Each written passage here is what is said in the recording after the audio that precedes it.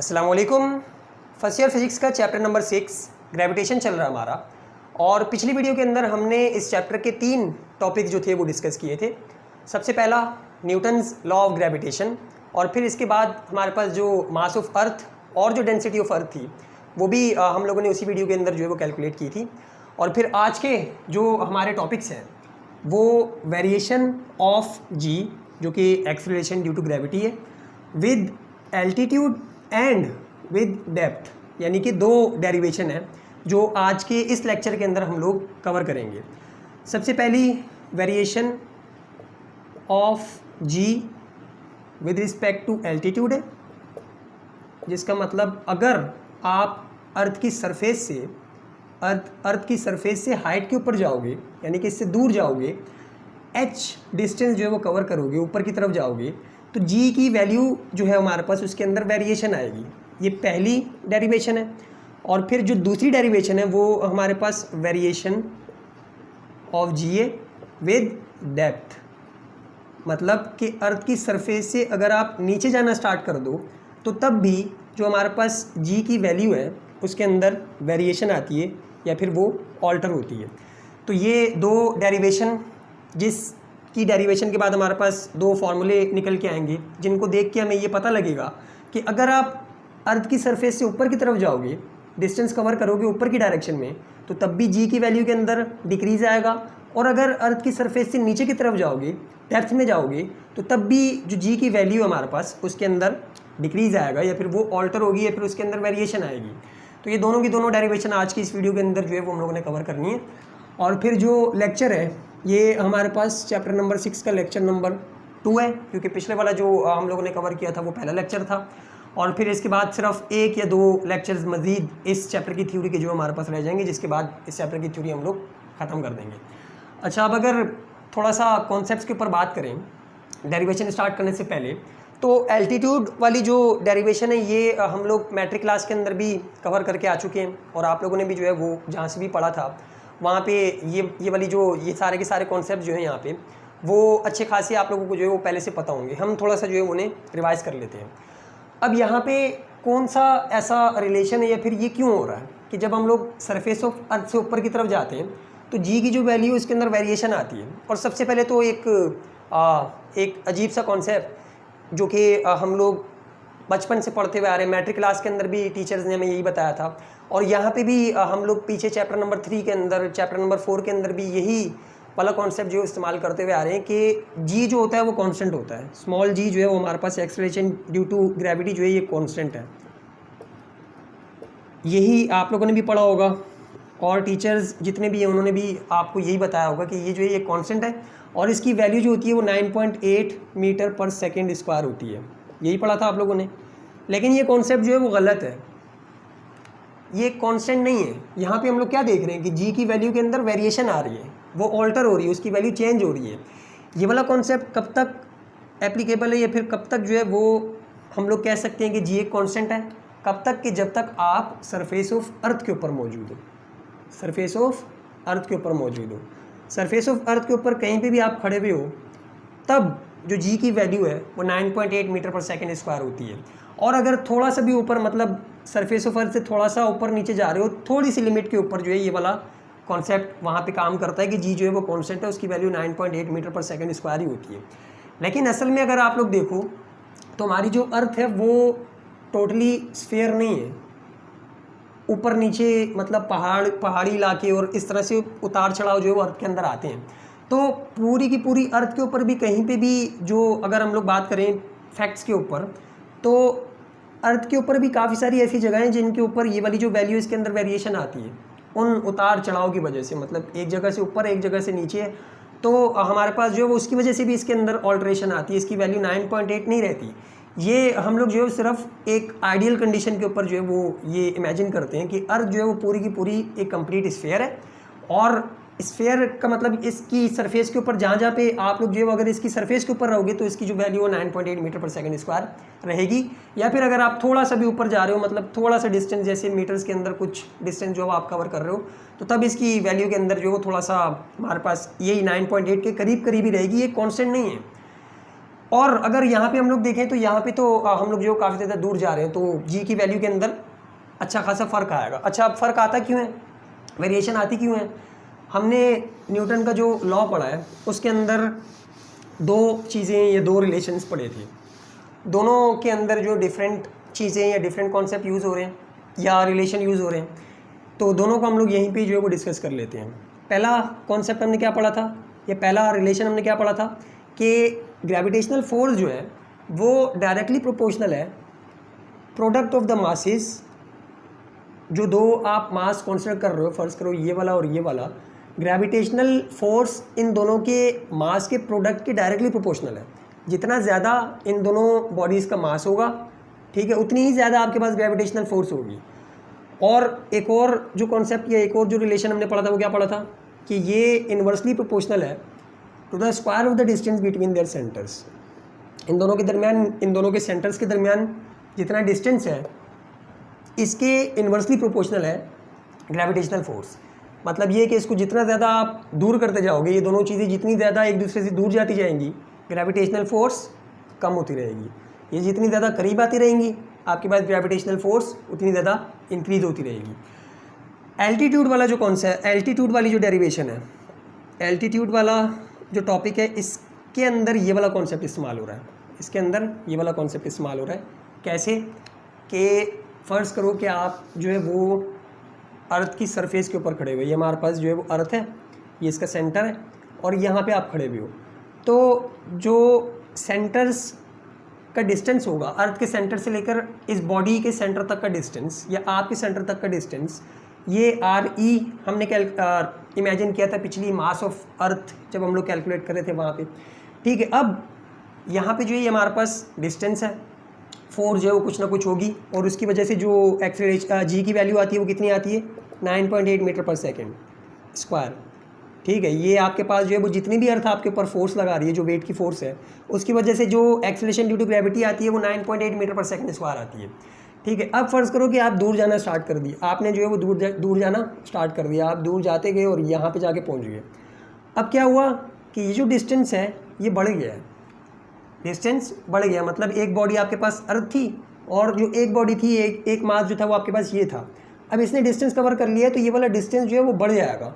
तो डिस्टेंस बढ़ेगा तो क्या होगा, फोर्स कम होगी, फोर्स जो है वो आपके पास कम होगी। यही हमने न्यूटन के लॉ के अंदर पढ़ा था कि जैसे जैसे आप दो बॉडीज़ को एक दूसरे से दूर करते जाओगे, उनके दरमियान जो डिस्टेंस है वो बढ़ता जाएगा, तो जो फोर्स है उसकी वैल्यू कम होती जाएगी। अब फोर्स की वैल्यू अगर कम हो रही है तो जाहिर सी बात है कि जो एक्सेलरेशन ड्यू टू ग्रेविटी है या फिर एक्सेलरेशन है जो इस फोर्स की वजह से इस बॉडी के ऊपर लग रही होगी, उसकी वैल्यू भी कम होगी। तो यहाँ पे ये वाला कॉन्सेप्ट है कि हमारे पास जो इन दोनों के दरमियान का डिस्टेंस होता है वो ज़्यादा हो जाता है और इस डिस्टेंस के ज़्यादा होने की वजह से क्या होता है कि हमारे पास फोर्स की वैल्यू कम हो जाती है और उसकी वजह से एक्सेलरेशन ड्यू टू ग्रेविटी की वैल्यू जो है वो डिक्रीज़ हो जाती है, फिर उसके अंदर वेरिएशन आती है, फिर वो ऑल्टर होती है।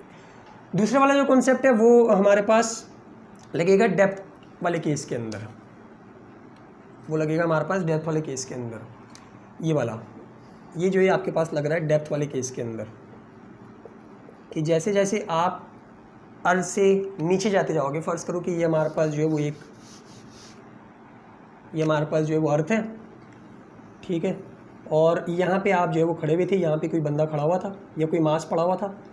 अब यहाँ से लेकर यहाँ तक जो था वो आपके पास रेडियस ऑफ अर्थ या फिर जो था वो डिस्टेंस था दोनों के दरमियान, ठीक है। अब आपने क्या किया कि आप अर्थ से नीचे जाते गए या फिर जो है वो खोद के अर्थ को इस तरह से यहाँ पे पहुँच गए और यहाँ तक जो है वो आप लोग आ गए इस वाले पॉइंट के ऊपर। अब बॉडी जो है वो यहाँ पे है और आपने कितनी डेप्थ जो है वो कवर की, फ़र्ज़ करो कि D जो है वो आपने डेप्थ कवर की।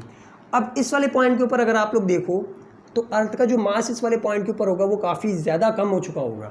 तो अर्थ का मास जब आपके पास कम होगा तो इसका मतलब कि जो प्रोडक्ट होगा अर्थ के मास का और इस छोटे से मास का वो कम हो जाएगा और अगर वो कम होगा तो फोर्स की वैल्यू भी कम हो जाएगी और फोर्स की वैल्यू कम होगी तो जाहिर सी बात है कि जो एक्सेलरेशन ड्यू टू ग्रेविटी है इसकी वैल्यू भी कम हो जाएगी। ये दोनों के दोनों कॉन्सेप्ट अभी हम लोग डिटेल के अंदर इसकी डेरिवेशन के अंदर भी जो है वो डिस्कस करने वाले हैं। तो स्टार्ट करते हैं डेरिवेशन, छोटी सी डेरिवेशन है, इसको जो है वो परफॉर्म करते हैं और आज की वीडियो को ख़त्म करते हैं। पहले हम लोग स्टार्ट करते हैं एल्टीट्यूड वाली डेरिवेशन से और एल्टीट्यूड वाली डेरिवेशन के लिए सबसे पहले जो है वो आप लोगों को कुछ चीज़ें कंसीडर करनी पड़ेंगी।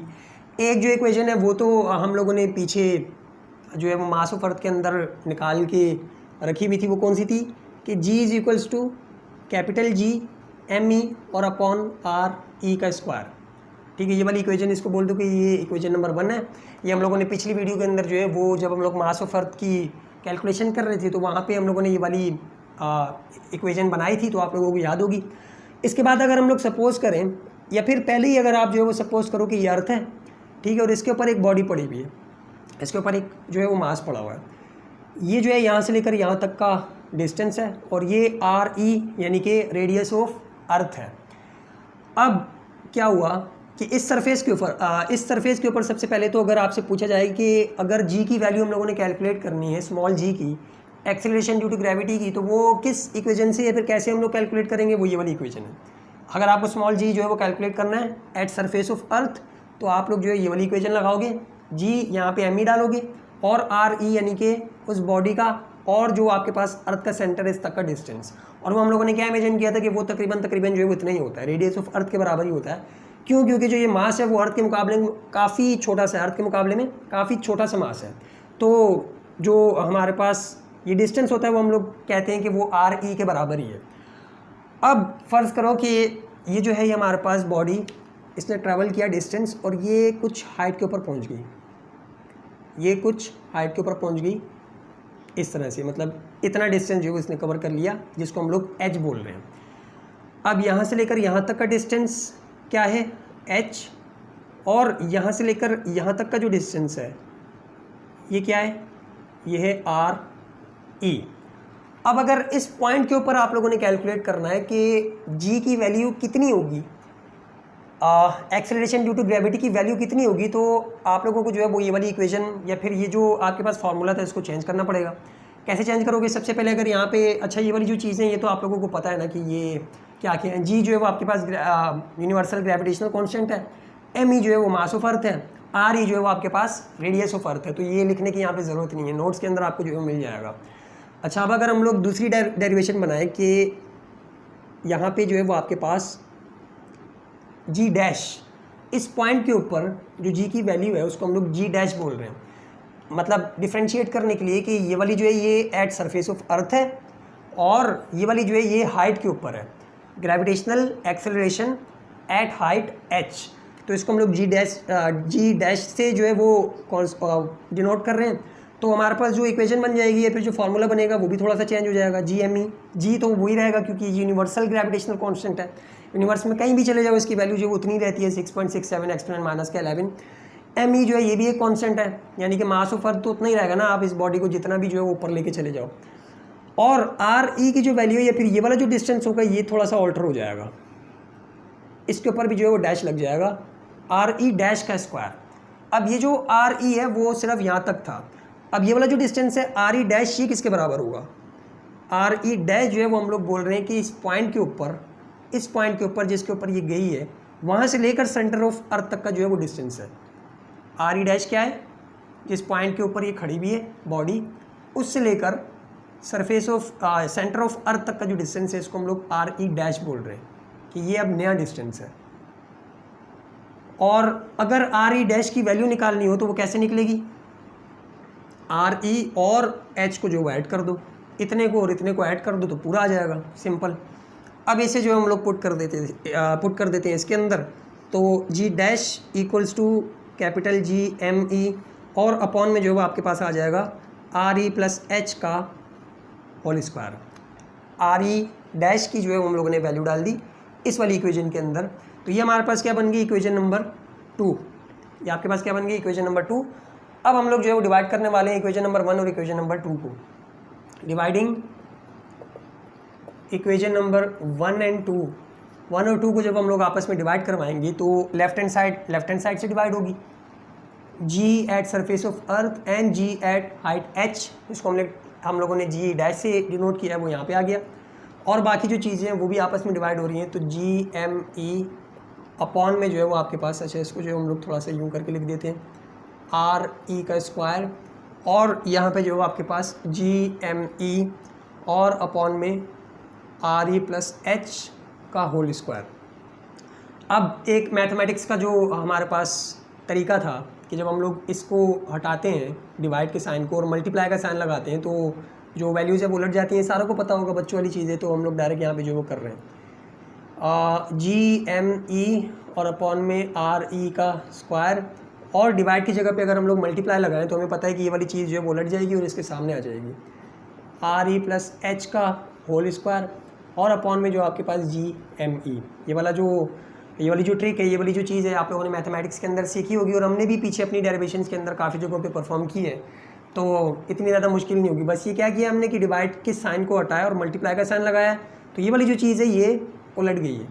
अब ये GME और ये GME जो है ये दोनों आपस में कट गए क्योंकि ऊपर नीचे हैं, और हमारे पास जो शक्ल बन के आई इस इक्वेशन की वो क्या आई RE प्लस H का होल स्क्वायर, और अपॉन में जो है वो आपके पास RE का स्क्वायर। एक स्टेप बचाने के लिए अगर हम लोग यूँ करें कि इस स्क्वायर को होल स्क्वायर के अंदर ले जाएं, क्योंकि इस वाली पूरी न्यूमरेटर के ऊपर स्क्वायर है और डिनोमिनेटर के अंदर जो चीज़ है उसके ऊपर भी होल स्क्वायर है, तो इसको पूरे को हम लोग जो है वो कंप्लीट होल स्क्वायर के अंदर लेके जा सकते हैं। मतलब इस स्क्वायर को भी ऊपर कर दें, यूँ करके लिख दें, तो क्या ये सही होगा? बिल्कुल सही होगा। क्यों? क्योंकि जब ये स्क्वायर गिरेगा इसके ऊपर तो यही चीज़ बनेगी, इसके ऊपर गिरेगा तो तब भी ये चीज़ बनेगी। अब अगर एलसीएम ब्रेक करें हम लोग यहाँ पे, तो G upon G dash equals to RE upon RE plus H upon RE और इनका होल स्क्वायर। ये RE से जो है वो आपके पास RE कैंसिल हो गया, और यहाँ से जो है हम लोग मज़ीद स्टार्ट करते हैं। क्या बचेगा आपके पास? G अपॉन G डैश, यहाँ पे आ जाएगा 1 क्योंकि ये दोनों जो है आपस में कट गए, और प्लस का H अपॉन RE और इसकी पावर आपके पास 2। अच्छा, ये भी जो है वो हम लोग मिटा देते हैं। आप लोगों को अगर उतारनी हो तो आप लोग वीडियो पॉज करके पीछे करके जो है वो उतार लेना। अब यहाँ पे अगर हम इन इक्वेशंस को पलटें, ठीक है, क्योंकि ये जो G डैश है ये हमें ऊपर चाहिए, इसी की वैल्यू जो हम लोग कैलकुलेट कर रहे हैं, तो G डैश अपॉन G, ठीक है, इसको हमने पलट दिया, और अगर इसको पलटें तो हमारे पास क्या होगा कि 1 upon 1 plus H upon RE और इसकी पावर 2। और अगर हम लोग जो है वो इसको दोबारा से ऊपर की तरफ लेके चले जाएं, ये आप लोगों ने देखा होगा कि 1 अपॉन एक्स स्क्वायर होता है, तो मैथमेटिक्स के अंदर हम लोगों ने मैट्रिक के अंदर क्या किया था कि x की पावर -2 ऐसे भी करके जो हम लोग लिख सकते थे। तो अगर इसको जो है वो हम इस तरह से करके लिख दें तो इस तरह से करके भी लिख सकते हैं। तो डायरेक्ट अगर एक स्टेप बचाने के लिए मैं इसको यूँ लिख दूँ कि 1 प्लस H अपॉन RE और इसकी पावर -2, तो ऐसे लिख सकते हैं, बिल्कुल लिख सकते हैं। या अगर आपको इस तरह से समझ में ना आए तो 1 अपॉन करके आप जैसे पहले लिखा हुआ था वैसे करें, और अगले स्टेप के अंदर जो है वो इसकी पावर माइनस के अंदर ले जाएं, क्योंकि हमें यहाँ पे जो है वो इस तरह से चाहिए। अब इसके बाद जो है वो यहाँ पे बायनोमियल एक्सपेंशन होती है।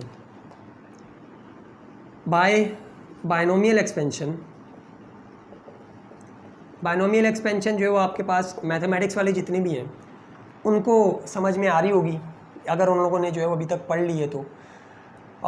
बाकी जो मेडिकल वाले हैं उनकी समझ में नहीं आएगा, क्योंकि बायनोमियल एक्सपेंशन एक अच्छा खासा बड़ा टॉपिक है और इसका पूरा जो है फार्मूला वगैरह होता है। लेकिन हम लोग जो है उसको यहाँ पे स्किप करेंगे, क्योंकि आपकी बुक के अंदर भी उन्होंने बायनोमियल एक्सपेंशन नहीं दी हुई, और डेरिवेशन जब आप लोग करें तो उसके अंदर भी बायनोमियल एक्सपेंशन पूरी दिखाने की जो है वो कोई ज़रूरत नहीं है।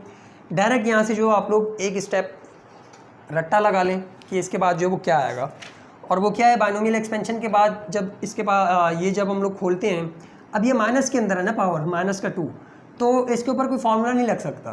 अगर होता प्लस के अंदर तो हम लोग फार्मूला लगा देते a प्लस बी का होल स्क्वायर। अब ये माइनस के अंदर है तो ये बायनोमियल एक्सपेंशन से ही जो है वो एक्सपेंड होगा, और हमारे पास जो रिज़ल्ट आएगा वो क्या आएगा, हमारे पास जो रिज़ल्ट आएगा वो आएगा 1 plus -2 into H upon RE, और फिर इसके बाद जो है वो आपके पास -2 -3 और अपॉन में 1 multiplied by 2 into H square, या फिर H अपॉन RE का होल स्क्वायर, और इसी तरह से करते करते जो आगे तक जाएगा प्लस का साइन, फिर -2 multiply by -3 multiply by -4 upon जो है वो 1 मल्टीप्लाई बाय 2 मल्टीप्लाई बाय 3, और जो इसकी होल पावर होगी वो 3 आएगी, और इस तरह से करते करते आगे तक जा रहा होगा। ये बायनोमियल एक्सपेंशन का एक जो है वो आपके पास केस है। अब यहाँ पे जो है वो एक सपोजिशन करनी है हम लोगों ने। एक सपोजिशन हम लोग क्या कर रहे हैं कि सिंस H जो है वो काफ़ी ज़्यादा छोटा है आर ई से, ठीक है, हम लोगों ने जो यहाँ पे कंसिडरेशन की है वो क्या की है, या फिर जो कंसीडर कर रहे हैं हम लोग वो क्या कर रहे हैं कि जो हमारे पास रेडियस ऑफ अर्थ है इसकी वैल्यू काफ़ी ज़्यादा बड़ी है, और इसके मुकाबले में जो हम लोग एच डिस्टेंस ले रहे हैं ये काफ़ी ज़्यादा छोटा है। आर ई की वैल्यू अगर आप लोग देखें तो वो कितनी थी, 6.38 एक्सपोनेंट शायद 6 मीटर, और ये अच्छी खासी बड़ी वैल्यू है, ठीक है। तो इसके मुकाबले में जो ये वाला एच होता है ये काफ़ी छोटा हम लोग ले रहे हैं, इसकी वैल्यू जो है वो काफ़ी ज़्यादा छोटी है। हम लोग सपोज जो है वो यहाँ पे ये कर रहे हैं कि आर ई के मुकाबले में एच की जो वैल्यू वो काफ़ी ज़्यादा छोटी आएगी हमारे पास, ठीक है। तो यहाँ पे क्या होगा कि हायर पावर्स जो है हम लोग निगलेक्ट करेंगे। अगर एच की जो वैल्यू आर ई के मुकाबले में काफ़ी ज़्यादा छोटी है तो हम लोग यहाँ पे क्या लिखेंगे, सो निगलेक्टिंग हायर पावर्स को हम लोग यहाँ पे निगलेक्ट करने वाले हैं। क्यों? क्योंकि एच जो है वो ऊपर आ रहा है और आर ई जो है वो आपके पास नीचे आ रहा है। ऊपर अगर आप एक छोटी सी वैल्यू लिखें, ठीक है, 0.0002 करके लिखें, और नीचे आप लिख दें कोई 1000 के करीब नंबर, मतलब एग्जाम्पल यहाँ पे ये है, समझने की बात ये है कि ऊपर अगर आपके पास काफ़ी छोटी वैल्यू हो नीचे वाले के मुकाबले में, डिनोमिनेटर के मुकाबले में न्यूमरेटर जो है वो आपका काफ़ी ज़्यादा छोटा हो, तो जब आप इसको डिवाइड करोगे तो आपका आंसर और ज़्यादा मज़ीद छोटा आएगा, अच्छा खासा जो है वो आपके पास छोटी वैल्यू आएगी। सेम इसी तरह जैसे कि आप 1 डिवाइड बाई 10 करें तो आपके पास आंसर कितना आता है, और ज़्यादा छोटा आता है, वो 0.1 के करीब आता है। इसी तरह अगर आप जो इसकी वैल्यू बढ़ाते जाए 100 करेंगे तो कितना आएगा, 0.01, और बढ़ाते जाओगे तो इसकी वैल्यू और ज़्यादा कम होती जाएगी। तो जब आप जो है वो, और अगर इसके ऊपर जो है वो और स्क्वायर कर दो आप, एक तो वैल्यू और पहले ही छोटी आ रही है, अब इसके ऊपर एक और स्क्वायर कर दो, ठीक है, या फिर इसके ऊपर स्क्वायर कर दो, तो स्क्वायर करने से क्या होगा या फिर पावर बढ़ाने से क्या होगा कि और ज़्यादा मज़ीद छोटी आएगी वैल्यू। जब आप इसका स्क्वायर लोगे तो वैल्यू जो है वो और ज़्यादा छोटी आएगी। तो यहाँ पे इसकी वैल्यू पहले से ही अच्छी खासी छोटी है। अब यहाँ पे अगली वाली टर्म्स के अंदर क्या है कि स्क्वायर आ रहा है, फिर क्यूब आ रहा है, फिर जो है आपके पास 4 आ रहा है पावर के अंदर, तो वो और ज़्यादा छोटी आती जाती हैं। तो ये वाली चीज़ आप लोगों ने पहले भी की होगी अच्छी खासी डेरिवेशन के अंदर फिज़िक्स में, कि अगर पावर जो है वो हायर हो और जो आपके पास वैल्यू आ रही हो उस जो है वो फ्रैक्शन की डिवाइड करने के बाद काफ़ी ज़्यादा छोटी हो, तो हम लोग क्या करते हैं कि हायर पावर जो है निगलेक्ट कर देते हैं, क्योंकि उनका आंसर जो है वो बहुत ज़्यादा छोटा हो रहा होता है। तो यहाँ पे भी हम लोग यही कर रहे हैं कि जितनी भी आगे हमारे पास टर्म्स हैं हायर पावर वाली उनको निगलेक्ट कर रहे हैं। निगलेक्ट करने के बाद हमारे पास जो है वो सिर्फ एक टर्म बच जाएगी जो कि ये वाली है, तो जी डैश अपॉन जी, क्योंकि अभी हम लोग जो है वो चेंज कर चुके हैं, यहाँ पे जी डैश है और यहाँ पे जी है नीचे, इज इक्वल्स टू 1, और यहाँ पे प्लस माइनस जब आपस में मल्टीप्लाई होंगे तो minus H upon R E, और यही जो है वो आपके पास फाइनल फार्मूला है। ये फाइनल तो नहीं है, चलो इसको जो है वो और फाइनल कर देते हैं, जी को यहाँ पे लेके चले जाते हैं। G dash is equals to G into 1 minus का एच अपॉन आर ई, और इसके साथ 2 भी आएगा यहाँ पे, क्योंकि ये 2 था तो 2 मल्टीप्लाई होगा एच के साथ, प्लस और माइनस आपस में मल्टीप्लाई हो गए, 2 मल्टीप्लाई हो गया एच से, तो यहाँ पे भी जो है आपके पास 2h आएगा, और साथ में जी जो है वो इस तरह से मल्टीप्लाई के अंदर है। तो ये आपके पास जो है फाइनल वैल्यू है। और अगर इसको आप लोग गौर से देखो, तो हमारे पास जो जी डैश की वैल्यू आएगी, जी डैश का मतलब कि acceleration due to gravity at height h, इसकी वैल्यू जो आएगी वो किसके बराबर आएगी, g जो कि 9.8 है, मल्टीप्लाइड बाय दिस, ये जो आपके पास फ्रैक्शन है ये फ्री वाली जो चीज़ है इसके साथ मल्टीप्लाई करवाने के बाद। अब यहाँ पे अगर हम लोग देखें तो h अपॉन जो आपके पास आर ई है इसकी वैल्यू काफ़ी ज़्यादा छोटी आती है, और उसको आप 2 से मल्टीप्लाई करवाओगे तो वो भी अच्छी खासी छोटी होगी, और 1 से जब माइनस करवाओगे उस चीज़ को तो वो वैल्यू जो है वो अच्छी खासी मतलब कम होगी, वैल्यू जो है वो अच्छी खासी कम होगी, 0 पॉइंट्स के अंदर होगी, 0.5 या 0.009 इस तरह से होगी। और जब आप उसको जो है मल्टीप्लाई करवाओगे जी के साथ 9.8 के साथ, तो जाहिर सी बात है कि अगर आप एक छोटी वैल्यू को जी के साथ मल्टीप्लाई करवा रहे हो तो उसकी वैल्यू खुद ही छोटी हो जाएगी। जैसे फ़र्ज़ करें कि अगर हम लोग जो है वो मल्टीप्लाई करवाएं 10 को या 5 को या फिर किसी भी नंबर को, 9.8 को ले लो, यहाँ पे अगर हम लोग 9.8 रखें और इसको अगर आप लोग मल्टीप्लाई करवा रहे हो 0.02 से, तो कैलकुलेटर के अंदर डाल के देखना आपके पास जो नंबर आएगा वो आपके पास क्या आएगा, 9.8 से छोटा ही आएगा। 0.5 देख लेते हैं, अगर आप 0.5 से इसको मल्टीप्लाई करवा रहे हो, ठीक है, तो आपके पास आंसर जो है वो कितना आएगा 4.9 के करीब आएगा कैलकुलेटर में डालोगे। तो मतलब क्या हुआ कि 9.8 से छोटी वैल्यू आ रही है। तो इसका मतलब क्या हुआ कि ये वाली जो चीज़ है ये हमें क्या बता रही है, ये वाली इक्वेशन हमें क्या बता रही है कि एक्सेलरेशन जो आपके पास है, एक्सेलरेशन ड्यू टू, या फिर यूँ भी लिख दो कि this equation shows us that acceleration due to gravity at height h, या फिर पूरा लिख दो कि acceleration due to gravity at height h will be decreased,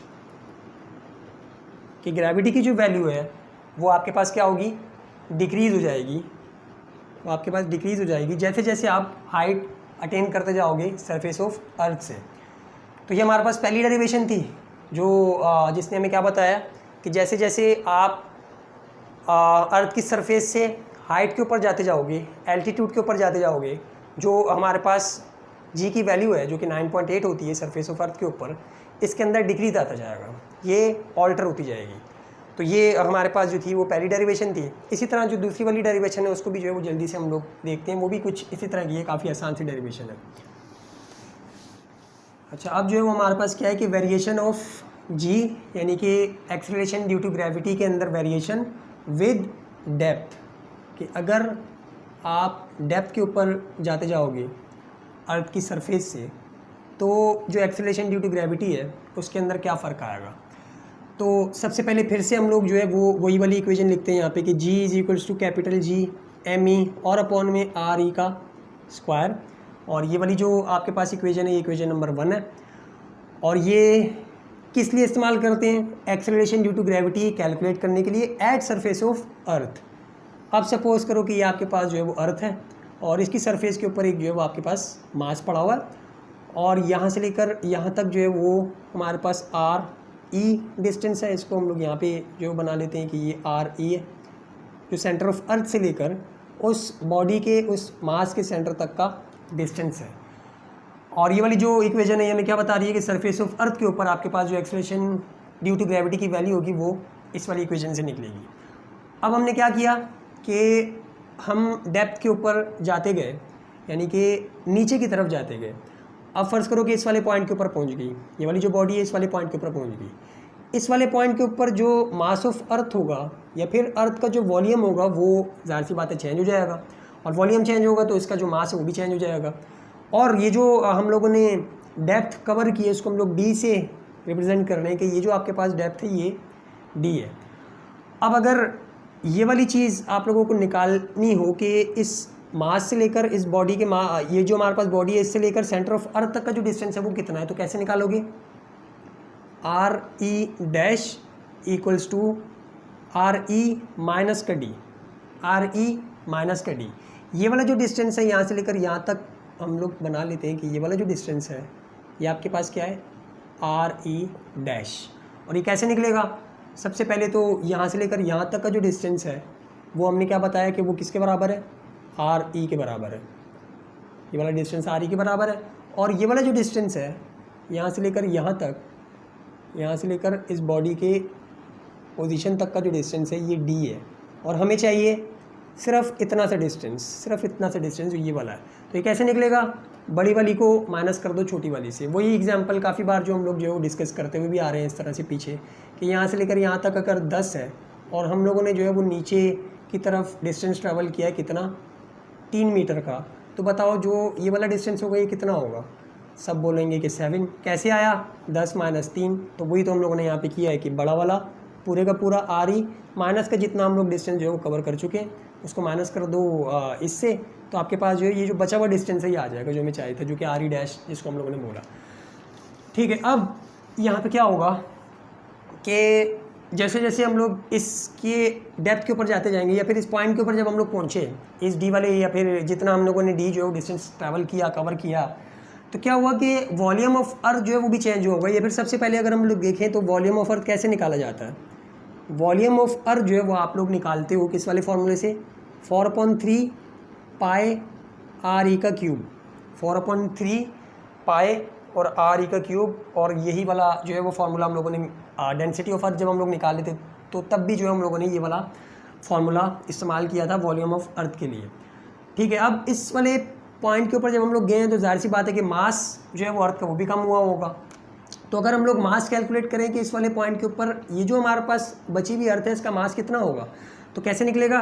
density का फार्मूला हम लोगों ने पढ़ा, वो क्या था, मास of earth divided by volume of the अर्थ होता है। अगर मास निकालना है किसी भी पॉइंट के ऊपर तो हम लोग क्या करें कि mass of earth is equals to, आपके पास वॉल्यूम ऑफ अर्थ यहाँ चला जाएगा तो rho multiplied by volume of the earth. ठीक है, यहाँ पे जो हमारे पास इस तरह से आ गया। और अगर वॉल्यूम ऑफ द अर्थ की हम लोग यहाँ पे वैल्यू लिखें तो density of earth multiplied by 4/3 pi R E का क्यूब, क्या हम लोग जो है वो इस तरह से लिख सकते हैं मास ऑफ अर्थ को, बिल्कुल लिख सकते हैं। तो ये आपके पास जो है वो एक चीज़ आई। अब इसे हम लोग पुट कर रहे हैं, putting this in equation number 1। Equation number 1 के अंदर हम लोग इसको पुट करते हैं। ठीक है, और उसी इक्वेशन को जो हम लोग यूज़ करेंगे डिवाइड करवाने के लिए। मतलब अभी हमारी पहली इक्वेशन नहीं बनी, जैसे हम लोगों ने पिछली वाली डेरिवेशन के अंदर पहली इक्वेशन बनाई थी ना। अब यहाँ पे जो हमें ये वाली इक्वेशन चाहिए, मास ऑफ अर्थ जो हम लोग इसके अंदर पुट करेंगे वो वाली हमारी पहली इक्वेशन होगी। ठीक है, तो G इज इक्वल्स टू, पहली इक्वेशन क्या बन जाएगी, G is equals to capital G, और साथ में जो आपके पास ये पूरी की पूरी वैल्यू आ जाएगी रॉ, और साथ में जो है वो आपके पास पाई आर ई का क्यूब, और 4/3 जो हम लोग शुरू में लिख देते हैं G, यहाँ पे 4/3 आ गया, और आर ई का जो हमारे पास, या फिर इसके नीचे जो है वो यहाँ पे यूँ कर दो आर ई का स्क्वायर, और यहाँ पे जो आपके पास 3 यहाँ पे कर दो, क्योंकि ये अपॉन में था, अपॉन में इसके साथ मल्टीप्लाई हो जाएगा, और ऊपर वाली न्यूमरेटर वाली जितनी चीज़ें थी वो हम लोगों ने वहाँ पे लिख दी। अच्छा, अब ये और किस तरह से जो है वो सही हो सकता है, स्क्वायर जो है वो इसको कैंसिल कर देगा क्यूब को, तो फाइनल जो हमारे पास इक्वेशन बनेगी वो क्या बनेगी, 4/3 G रॉ पाई और आर ई। ठीक है, इस वाली इक्वेशन से भी आप लोग G की वैल्यू निकाल सकते हो, acceleration due to gravity at surface of earth. ये हमारे पास जो है वो बोल दो कि इक्वेशन नंबर 2 है, और इसी को हम लोग जो है वो बेस बना के आगे यूज़ करेंगे। ये वाली इक्वेशन है, इस वाली इक्वेशन से भी आप लोग G की वैल्यू निकाल सकते हो एट सरफेस ऑफ अर्थ। यहाँ पे क्या किया हमने कि मास की वैल्यू डेंसिटी के फॉर्मूले से निकाली है और यहाँ पे पुट कर दी है। इस इक्वेशन के अंदर क्या क्या चीज़ें आपको चाहिए होंगी, अगर आप लोग सरफेस ऑफ अर्थ के ऊपर अगर G की वैल्यू निकालना चाहो तो क्या क्या चीज़ें चाहिए होंगी, कैपिटल G की वैल्यू, रॉ यानी कि डेंसिटी ऑफ अर्थ, पाई की वैल्यू जो कि एक कांस्टेंट है, और आर ई की वैल्यू जो कि हमें पता है 6.38 एक्सपोनेंट 6 होती है। ठीक है, अब ये वाला कॉन्सेप्ट यहाँ पे हम लोग लगाते हैं, ये वाला जो कॉन्सेप्ट हमने बनाया कि आर ई। अब क्या हुआ, अभी तक हम लोग सरफेस ऑफ अर्थ के ऊपर खड़े हुए हैं, सही, यहाँ तक क्या है कि हम लोग सरफेस ऑफ अर्थ के ऊपर खड़े हुए हैं। अब फर्ज़ करो कि हम लोगों ने नीचे जाना शुरू कर दिया, डेप्थ जो है हम लोगों ने D डिस्टेंस कवर किया और नीचे की तरफ गए, तो अब क्या होगा कि जो रेडियस ऑफ अर्थ होगा या फिर ये वाला जो डिस्टेंस हम लोग यूज़ करेंगे वो चेंज हो जाएगा, वो आर ई डैश बन जाएगा। यहाँ पे लिख देते हैं कि एट डेप्थ, ठीक है, जो हमारे पास G डैश की वैल्यू आएगी वो क्या आएगी, 4/3 कैपिटल G, और यहाँ पे जो आपके पास रॉ पाई और आर ई का डैश, आर ई डैश मतलब ये भी चेंज हो गया, ये जो आर ई डैश था अब ये वाला डिस्टेंस जो हम लोग यहाँ पे यूज़ करेंगे। तो इसके ऊपर अगर हमें कैलकुलेट करनी हो एक्सेलरेशन ड्यू टू ग्रेविटी की वैल्यू, कि जब हम लोग इस पॉइंट के ऊपर पहुँच गए तो इस वाले पॉइंट के ऊपर एक्सेलरेशन ड्यू टू ग्रेविटी की वैल्यू कितनी होगी, तो वो कैसे निकलेगी, ये वाला डिस्टेंस जो है वो डाल के। अब ये वाला डिस्टेंस अगर यहाँ पे हम लोग डालें तो G dash equals to 4/3 G rho pi, और यहाँ पे जो हम लोग आप रेफरेंस भी दे सकते हो कि आर ई डैश की जो वैल्यू है वो किसके बराबर है, आर ई माइनस का डी के। तो यहाँ पे आप लोग पुट कर दो आर ई माइनस का डी, ये क्या बन गई इक्वेशन नंबर आपके पास 3। अब यहाँ पे लिखेंगे हम लोग कि डिवाइड कर रहे हैं हम लोग इक्वेशन 2 और 3 को।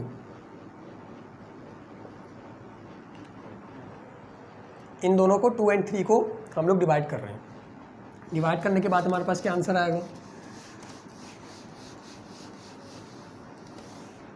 3 को इस बार जो है हम लोग ऊपर लिखेंगे जी डैश, और जी जो है वो नीचे आएगा। ठीक है, ये लेफ्ट हैंड साइड दोनों आपस में डिवाइड हो गई। राइट हैंड साइड अगर हम लोग डिवाइड करें तो 4/3 ऊपर है, कैपिटल जी रॉ पाए आर ई माइनस का डी, और नीचे जो है आपके पास ये वाली वैल्यू आएगी 4/3 कैपिटल जी रॉ पाए, और यहाँ पे जो आपके पास आर ई, ये पूरी की पूरी वैल्यू जो है आपस में कट गई। और फाइनली जो हमारे पास वैल्यू बची वो कितनी बची, आर ई माइनस का डी अपॉन आर ई। ठीक है, और यहाँ पे जो है वो एलसीएम ब्रेक जब हम लोग करेंगे, जो एलसीएम ब्रेक अगर हम लोग करें तो क्या आंसर आएगा, R E upon R E minus का D upon R E. R E से आर ई कैंसिल, और आपके पास जो चीज़ बचेगी वो क्या बचेगी, G dash upon G is equals to 1 minus का डी अपॉन आर ई। ठीक है, और अगर आपको जी डैश की वैल्यू चाहिए, जी डैश की वैल्यू चाहिए तो क्या करोगे आप, इस वाले जी को वहाँ इज इक्वल टू के दूसरी तरफ ले जाओगे, और जब हम इसे इज इक्वल टू के दूसरी तरफ लेके जाएंगे तो जी डैश की क्या वैल्यू आएगी, जी इंटू 1 माइनस का डी अपॉन आर ई। ये आपके पास क्या है, फाइनल इक्वेशन है, ये फाइनल जो आपके पास चीज़ है जिसकी वजह से हमें पता लग रहा है कि अगर आप डेप्थ के ऊपर जैसे जैसे जाते जाओगे जो एक्सेलरेशन ड्यू टू ग्रेविटी की वैल्यू है उसके अंदर डिक्रीज़ आएगा, वो डिक्रीज़ होती जाएगी।